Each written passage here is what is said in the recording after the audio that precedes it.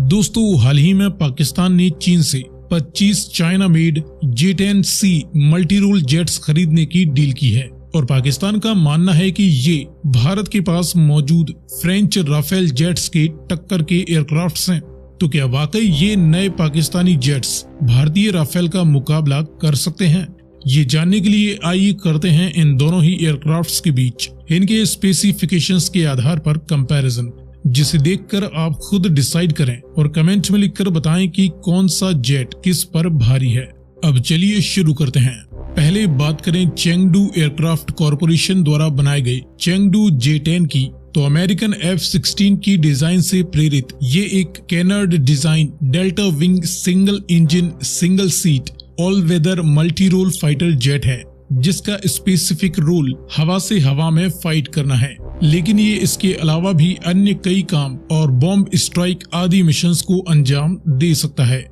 वहीं फ्रांस की Dassault Aviation द्वारा मेड राफेल भी एक कैनर्ड डिजाइन डेल्टा विंग लेकिन ट्विन इंजन सिंगल व ट्रेनिंग पर्पस के लिए double seat all weather omni role fighter jet है। इसे ओमनी रोल इसलिए कहते हैं क्योंकि यह एक मल्टी रोल एयरक्राफ्ट द्वारा किए जाने वाले एयर सुप्रीमेसी, सर्वे, निगरानी, intercept, air to air combat, anti ship strike, deep strike, nuclear strike और ग्राउंड सपोर्ट जैसे सभी मिशंस को बखूबी अंजाम दे सकता है और हर एक मिशन में ये माहिर है। वहीं ये एक सेमी स्टेल्थ एयरक्राफ्ट है जिसे रडार पर पकड़ना आसान नहीं होता। इसके बाद इनके बीच कुछ प्रमुख अंतर देखें तो J-10 की लंबाई 16.03 मीटर, इसके विंग स्पैन की चौड़ाई 9.25 मीटर और इसकी ऊंचाई 5.43 मीटर है। वहीं राफेल की लंबाई 15.27 मीटर, विंग स्पैन की चौड़ाई 10.9 मीटर और इसकी ऊंचाई 5.34 मीटर है। J-10 का MT यानी कि बिना किसी हथियार या फ्यूल टैंक के वजन 9,750 किलोग्राम होता है। इसका ग्रॉस वेट 14,000 किलोग्राम है व ये 19,277 किलोग्राम के अधिकतम वजन के साथ उड़ सकता है। वहीं राफेल का MT weight 10,300 kilogram, gross weight 15,000 kilogram और अधिकतम टेक ऑफ वेट 24,500 किलोग्राम है। दोनों ही जेट्स के अलग अलग वेरिएंट में वजन कुछ ऊपर नीचे रह सकता है। इंजन पावर की बात करें तो J-10 में एक Russian Saturn Lyulka AL-31FN after burning turbofan engine लगा हुआ है, जो कि इसे 79 किलो न्यूटॉन्स का ड्राई थ्रस्ट व मैक्सिमम 125 किलो न्यूटॉन्स का आफ्टर बर्निंग थ्रस्ट प्रदान करता है।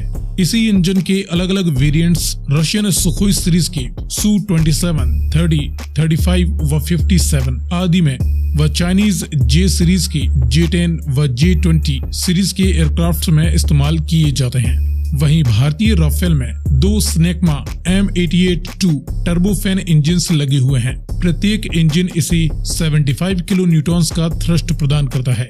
इस इंजन को स्पेसिफिकली डसॉल्ट राफेल जेट्स के लिए ही डिजाइन किया गया है। इनके परफॉर्मेंस की बात करें तो J-10 की अधिकतम रफ्तार 2.1 मैक या 2300 किलोमीटर प्रति घंटे से भी ज्यादा की है। इसकी हथियारों के साथ कॉम्बैट रेंज 900 किलोमीटर तक की है। सर्विस सीलिंग 17,000 मीटर तक है। वहीं रेट ऑफ क्लाइंब यानी ऊपर चढ़ने की दर 300 मीटर प्रति सेकंड बताई जाती है।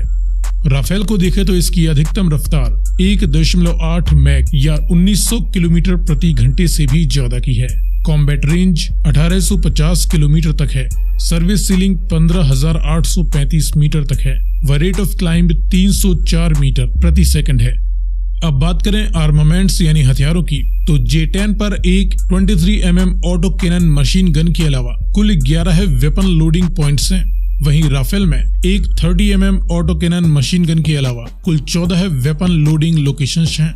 हवा से हवा में मार करने के लिए J-10 पर चाइनीज PL सीरीज की मिसाइलों का इस्तेमाल किया जाता है। वहीं हवा से जमीन पर हमला करने के लिए यह KD-88 या YJ-91 मिसाइलें फायर कर सकता है। इसके अलावा J-10 कुछ लेजर गाइडेड, सैटेलाइट गाइडेड व अनगाइडेड ग्लाइड बॉम्ब्स व रॉकेट भी दाग सकता है। वहीं राफेल हवा से हवा में मार करने के लिए मैजिक, माइका व मिटियोर जैसी मिसाइलों के साथ हवा से जमीन पर स्ट्राइक करने के लिए MBDA के अपाचे, स्टॉर्म शैडो जिसे स्कैल्प भी कहते हैं, व हैमर व अन्य कई तरह की मिसाइलें व बॉम्ब्स दाग सकता है। साथ ही राफेल कुछ एंटी शिप मिसाइलें, रॉकेट्स, गाइडेड व अनगाइडेड बॉम्ब्स के साथ न्यूक्लियर वारहेड भी कैरी कर सकता है। एवियोनिक्स में दोनों ही जेट्स में अलग अलग रडार, वारफेयर सिस्टम आदि मौजूद हैं, जो कि अपने आप में बेस्ट इन क्लास हैं। दोनों ही एयरक्राफ्ट्स की कीमत में भी बहुत ज्यादा डिफरेंस है। दोनों के अलग अलग वेरिएंट्स व एडेड फीचर्स के चलते राफेल J-10 के मुकाबले 3 से 4 गुना ज्यादा महंगा पड़ता है। दोस्तों, राफेल की हाई कीमत होने के बावजूद दुनिया के अधिकतर देश इसे खरीदना चाहते हैं व Egypt, Greece, UAE, Qatar, Bharat, Croatia आदि देश इसका इस्तेमाल करते हैं। वहीं चाइनीज J-10 चीन और अब पाकिस्तान के अलावा अभी भी अपने लिए खरीदार ढूंढ रहा है। फिलहाल इस कंपैरिजन को देखने के बाद आपकी क्या राय है, कमेंट में लिखकर बताएं।